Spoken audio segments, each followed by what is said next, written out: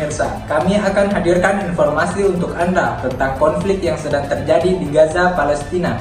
Menteri Pertahanan Prabowo Subianto menyebut Indonesia siap mengirim pasukan perdamaian ke Gaza, Palestina. Hal itu Prabowo sampaikan saat berbicara dalam dialog keamanan Shangri-La di Singapura pada Sabtu 1 Juni 2024. Termasuk penghentian ofensif serangan ke Palestina.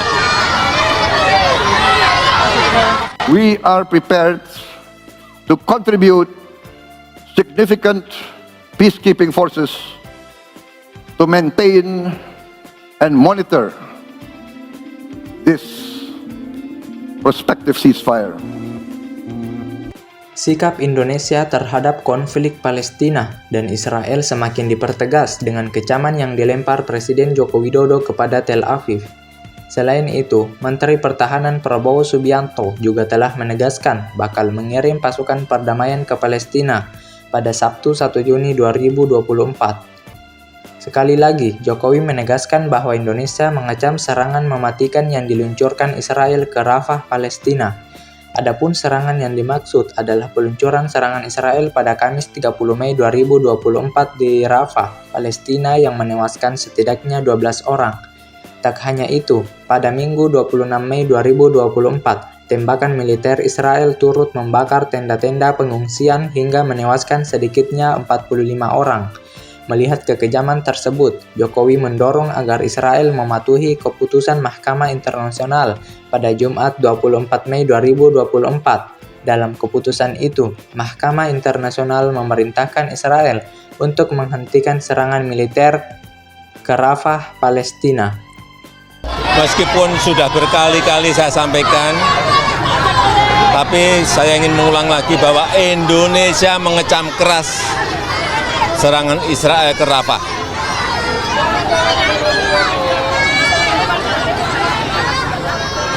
Dan Israel mestinya memiliki kewajiban untuk mentaati Mahkamah Internasional, termasuk penghentian ofensif serangan ke Palestina.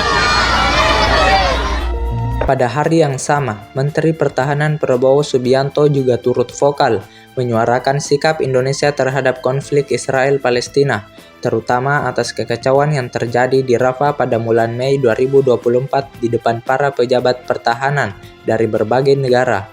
Pidato yang Prabowo sampaikan dalam acara Shangri-La Dialog 2024 di Singapura, Presiden terpilih itu menyatakan bahwa Indonesia siap untuk mendukung segala upaya demi mencapai perdamaian di Palestina.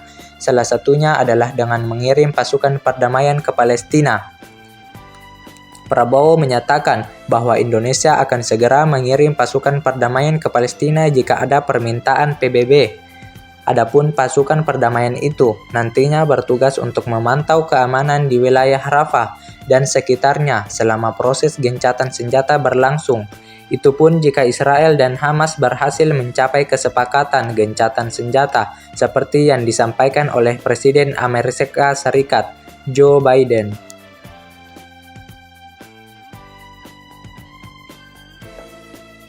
In the meantime, we are prepared to do whatever we can to provide humanitarian assistance as well as when needed and when requested by the United Nations, we are prepared to contribute significant peacekeeping forces to maintain and monitor this prospective ceasefire, as well as providing protection and security to all parties and to all sides.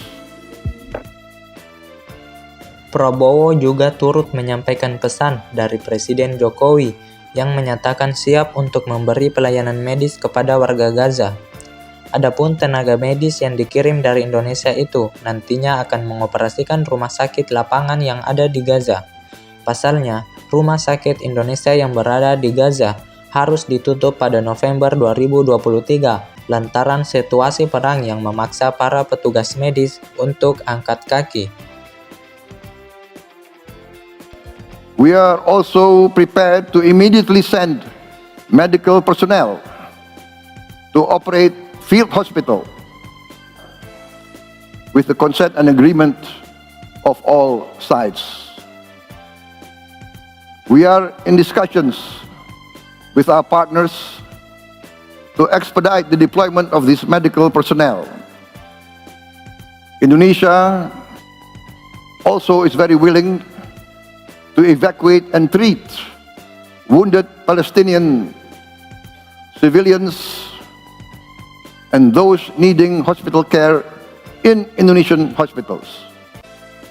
President Joko Widodo has instructed me to announce that we are ready to evacuate, to receive, and to treat with medical care up to 1,000 patients in the immediate future. Gencatan senjata sudah jadi sorotan khusus di dunia untuk menjadi alternatif yang paling dibutuhkan secepatnya di tengah panasnya situasi Israel dan Palestina. Namun, salah satu jalan menuju perdamaian yang banyak didukung oleh berbagai negara di dunia adalah solusi dua negara, di mana negara Palestina berdiri secara berdaulat dengan Yerusalem Timur sebagai ibu kotanya dan hidup damai berdampingan dengan Israel, seperti yang tercantum dalam Perjanjian Oslo tahun 1995. It has been our conviction, along with many other states in the world today, that the only real solution to a lasting peace and security for both Israel and Palestine is a two-state solution. Sikap Indonesia hingga kini masih saja sejak awal dengan mendukung penuh perdamaian di Palestina dan terwujudnya solusi di dua negara.